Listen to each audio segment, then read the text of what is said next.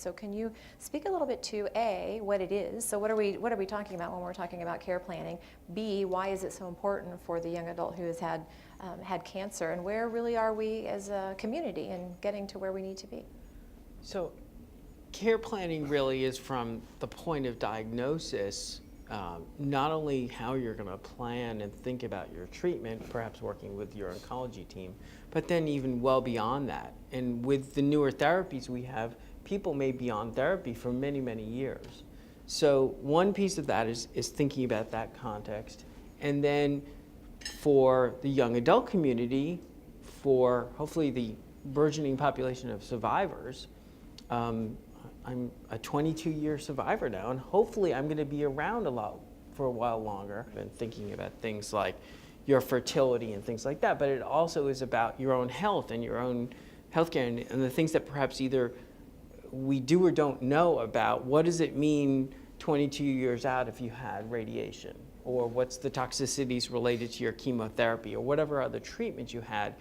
And your need to be both vigilant in thinking about those things, and quite honestly, in a continuing sort of fragmented healthcare environment that we have, nobody's going to do this for you, and you need to take responsibility and take it on yourself. The toughest stories I ever heard were, here's a 35-year-old survivor, and mommy is still making his follow-up appointments. That's just not how the world should work. So you got to own it, and you can't just dismiss it. The reality is that once you have cancer, once you've received these treatments, there are lots of different potential, as we call them, late effects associated with that, and you have to be really vigilant about, if you will, sort of participating in making decisions about how you're going to take care of yourself. So Brock, can you speak a little bit to the financial pieces of this? And I think about young adults with cancer really having a couple of challenges. Number one is the in-the-moment financial challenges that a young adult might face. But then also, how do you think about planning for your financial future?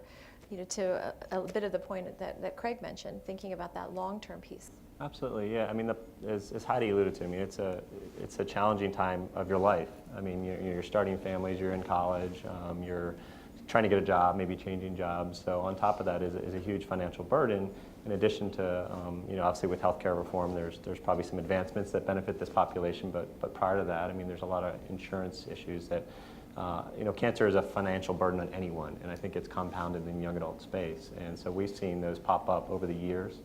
And I think what the movement and the community has done is been flexible in both in coordination and making sure that organizations are offering a variety of things and not duplicating their efforts, but also addressing a variety of needs. So whether it's financial or psychosocial or practical, I think there's groups out there that are addressing them. So for example, our organization does a lot around college scholarships. There's a lot of young college students, I think it's 1 in every 100 on a college campus is a survivor. That's dealing with financial issues. And that need has gone through the roof, and we've grown that program. But there's other organizations out there that do patient assistance, that do fertility preservation funding. So that's been great to see that those needs have been identified, and now organizations are popping up to serve them.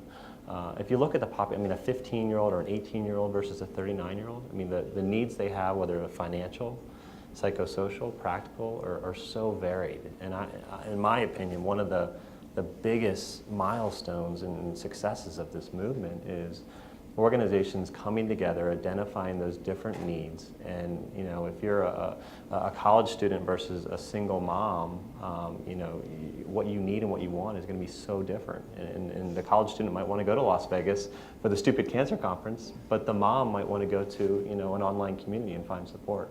I think it's again a tribute to the movement starting so long ago with Soma and organizations responding to the needs.